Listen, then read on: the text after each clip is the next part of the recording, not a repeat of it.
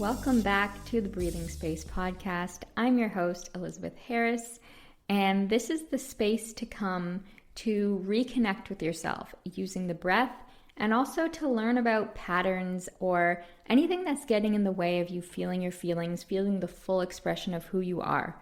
And that all comes back to intentionally connecting with yourself and your body using the breath. Welcome back to the podcast.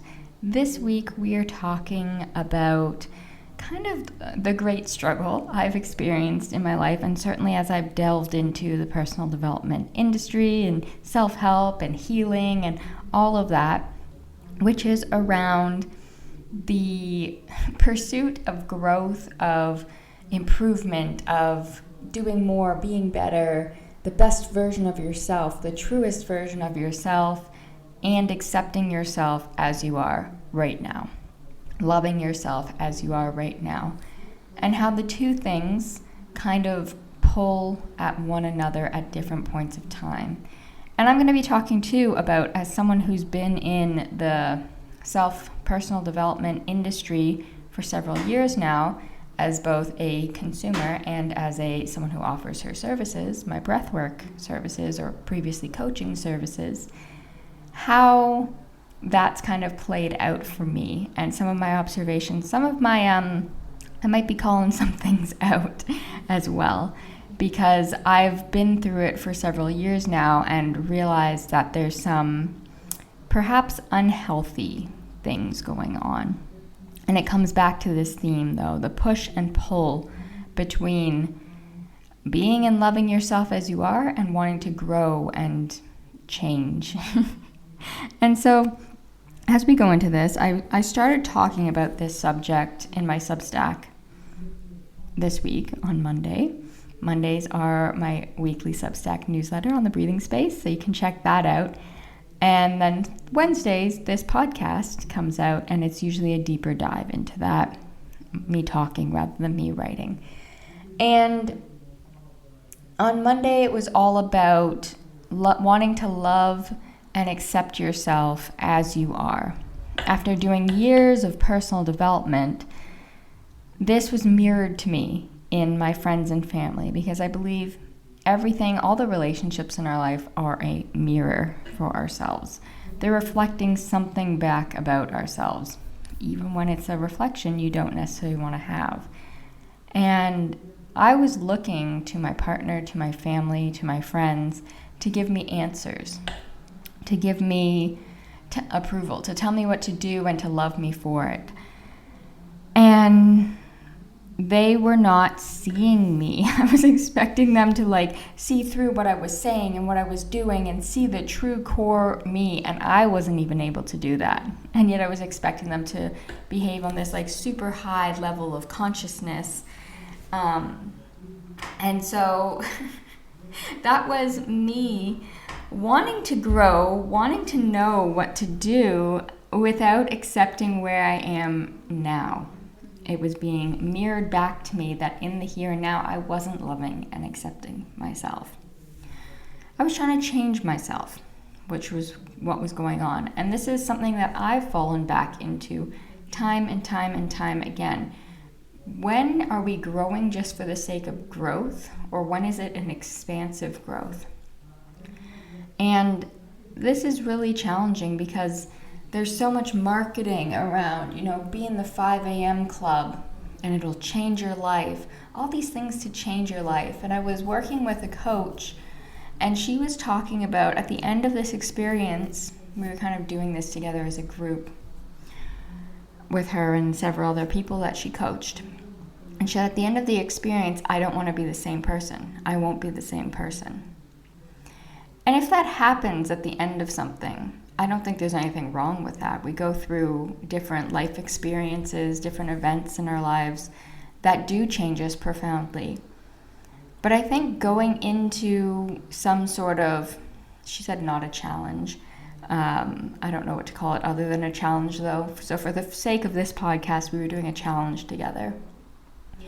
And to go into it with the intention of changing yourself, it kind of implies that there's something deficient, there's something lacking, there's something not good enough as they are now, so we're going to change that by doing X, Y, Z. And this has been something that I've done, growing. And as I looked at my personal development over the past several years, first trying to end my binge eating and then healing and all these things, I see it as playing to this core human insecurity that I am not good enough, no one will love me. So if we grow and we develop and we do things, then I will become good enough, I'll be changed, and then people will love me. And that's when she said that about the challenge, I kind of really paused and I was like, I don't want to be a different person at the end of this. What's deficient in me now? Do I have my, quirks, let's call them, the things that I maybe don't necessarily like about myself? 100%. We all do. And yet I don't fundamentally want to change who I am. That's not my intention when I do something.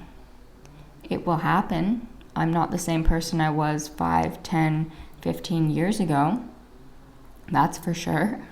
I'm not the same person I was yesterday even. And yet to say out loud and to hold the intention that I want to change just feels really icky in my system, in my body.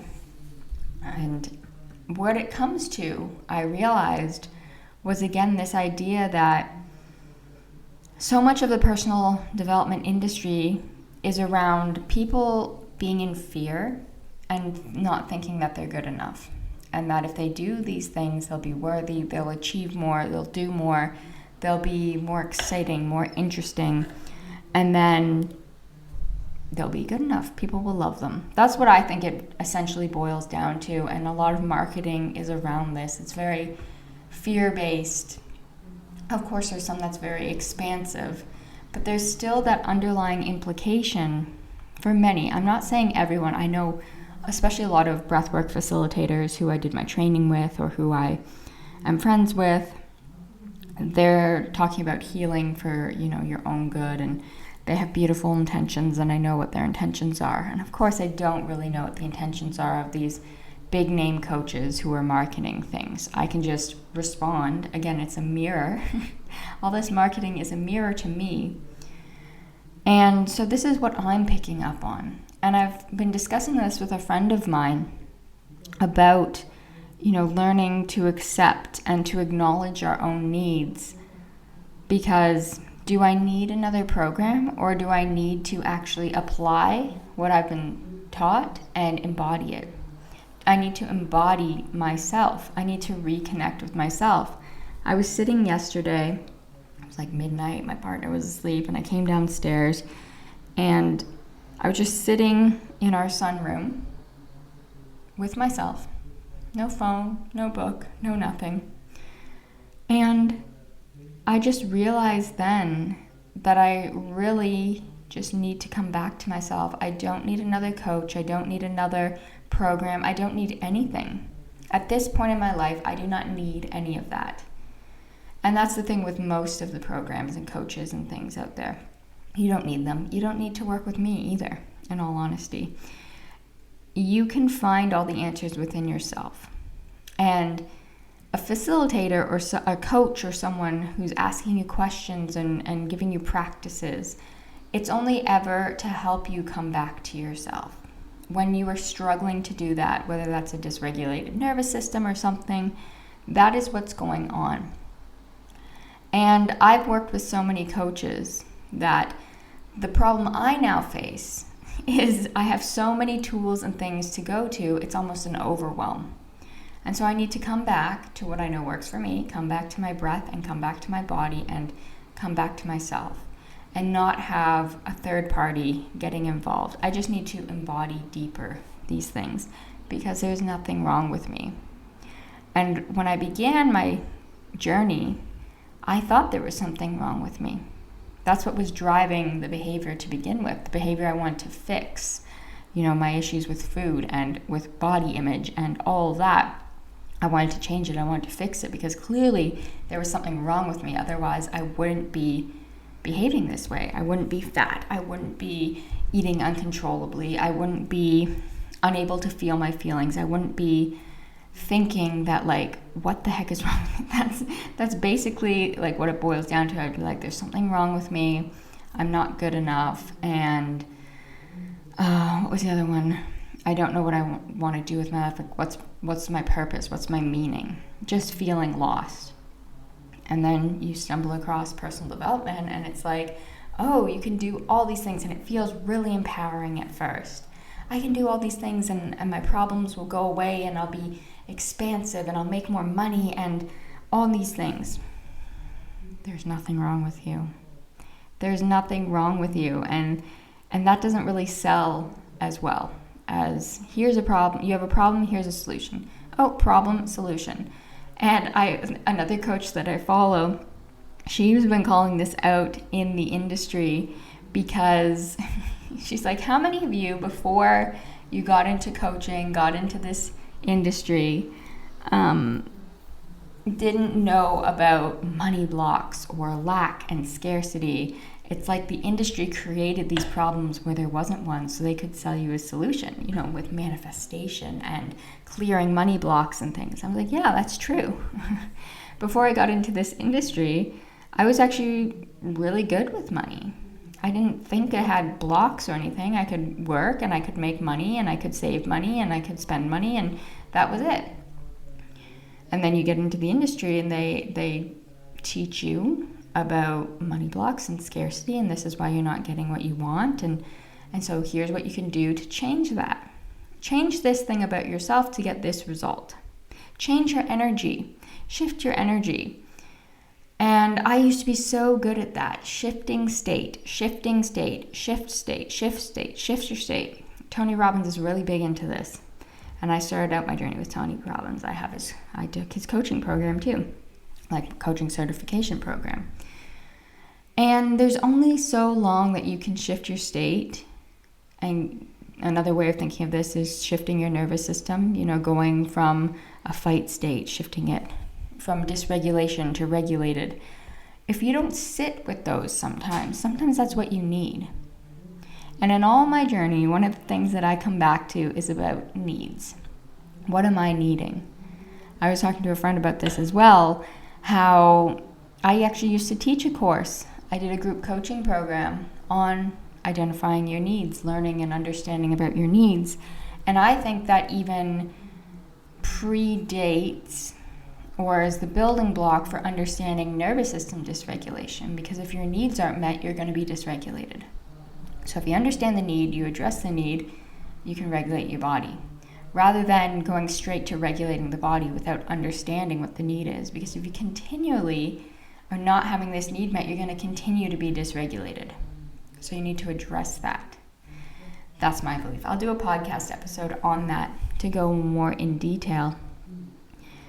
And so this is kind of the push and pull of coming back to the theme of this episode around growing, wanting progress, and accepting yourself in the moment. Accepting yourself as you are, not thinking that there's anything wrong with you. And the two go hand in hand. And what I've begun to believe is that when you really truly sit with yourself and you're present with yourself and you love and accept yourself and you're in a high state of, you're a conscious being, there is nothing that you need to fix. It's the ego that wants to fix and change things.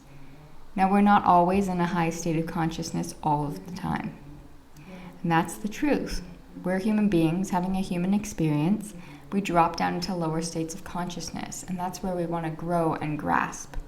I also believe when you're in that higher state of consciousness, things naturally come to you. The next step becomes clear. So you will grow, in a sense.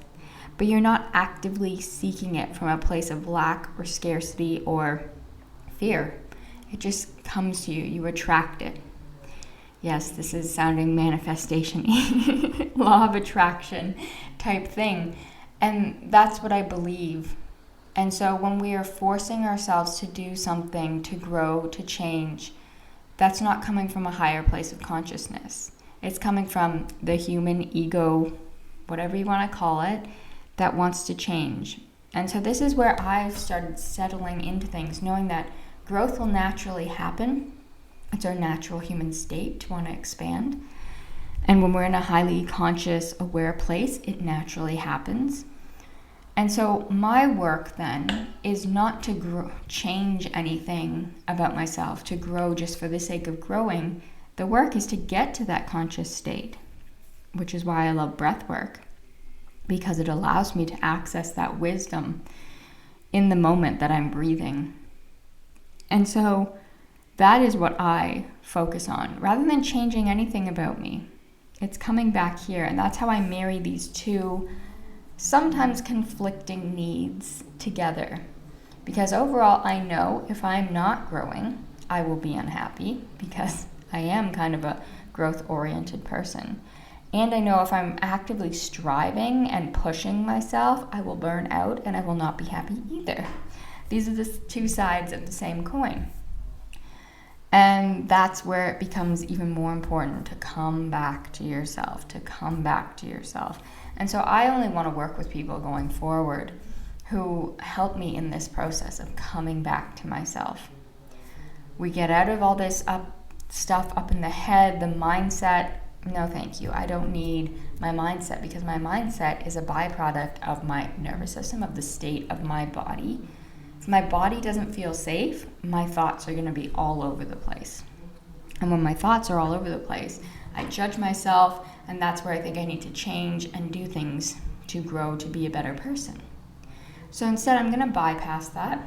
I'll leave that for someone else, the mindset work, and coming from a place of thinking I need to change myself. And instead, be open to working with the body, be working with the soul even, which I think is energy work. Body work and energy work. And that's what breath work does both. I'm just going to put a little plug in for breath work again, because the reason I am a breathwork facilitator is to facilitate this process. The growth that my clients see when working with me happens naturally, and it doesn't come from, we go through a coaching process in the container, and then, I'm going to do X, Y, Z, let me go do that, and then I check in with them for follow-up as like a coach, and they didn't do it, and it's like, okay, well then what can we do instead? Let's find out a different plan. Because there is benefit to that, especially when you're actively working towards something. It's just not where I am right now and not what I want to do. So that's someone else. If you're looking for that, go find someone else. I can refer you to a couple people. But the thing that I want to help people do, because I feel as a society we are lacking, is unconditional love and acceptance for who you are right now. Not when you change something, not when you go do something, not when you achieve something. We're so disconnected from ourselves because there's so much going on to distract us, to take us, instant gratification. We don't like how we're feeling. We can go do this, buy that, eat this, drink that. There's so many different things that can take our attention, take our focus, and distract us from the pain and the uncomfortable feelings. But it's only through going through this pain and these uncomfortable feelings that we actually come out the other end as that conscious, enlightened being who loves and accepts himself, who's connected to themselves, connected to the world around them, connected to the universe, who's able to meet their own needs. Because fundamentally, I think we need to meet our own needs instead of looking for our needs to be met by partner, friends, family, society, the government even. Some corporation who's going to sell you something because they're telling you it will meet your needs. I'm definitely going to be doing another podcast episode on this, because the way that society and capitalism is structured to meet our needs, it only meets about 80%. So there's always just that little bit more that we can buy or do to hopefully feel fulfilled, but it's not meeting our fundamental needs. That's a sidetrack, though, that that is important, to be able to come back and meet your own needs or know how to have those needs met, because that's what's going to continue to leave you dysregulated, leave you with these thoughts, this poor mindset. Come back to the needs. Come back to yourself, because when you come back to yourself, you start to understand your needs and you start to understand how to have them met.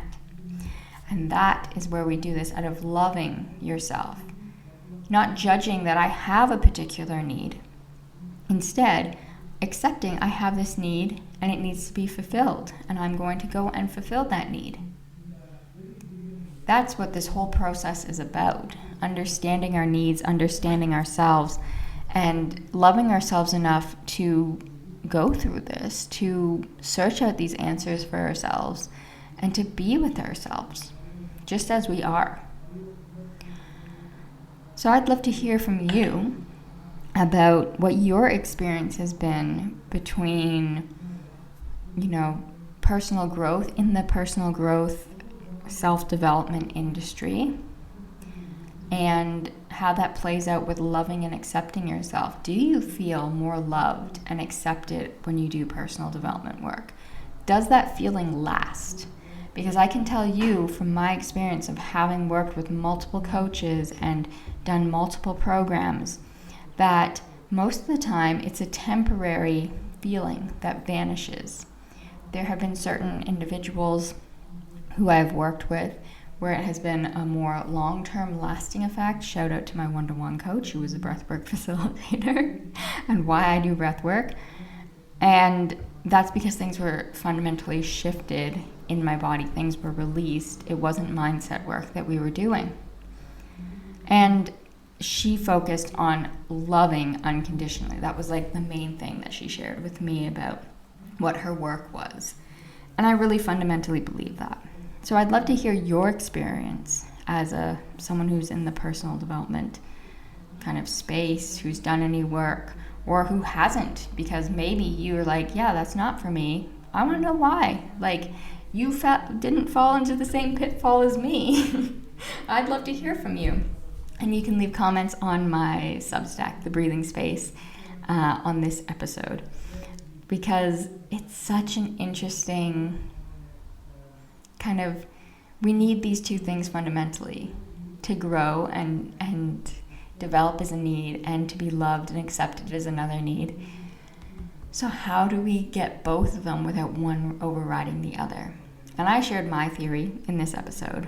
When we're in that state of consciousness, it naturally happens. So what has been your experience? Love to hear it. Go over to the Breathing Space Substack, and leave your comment there. All right, I will catch you guys next Wednesday. Monday on the Breathing Space Substack is the newsletter. You can check that out for free. You can also get access to, different practices there for paid subscribers. And I really appreciate your support for those of you who are able to become a paid subscriber, because it feels really good to receive reciprocity when I send work out into the world. And for anyone else, you can join us for June. I'm doing 28 days of breath. So that'll be a different practice each day to do for those who are on my Substack, for free and paid subscribers. So you can check that out. Join me there. It's the place that I love to be, and I'll see you there. With that, I'll see you guys next week. Bye-bye.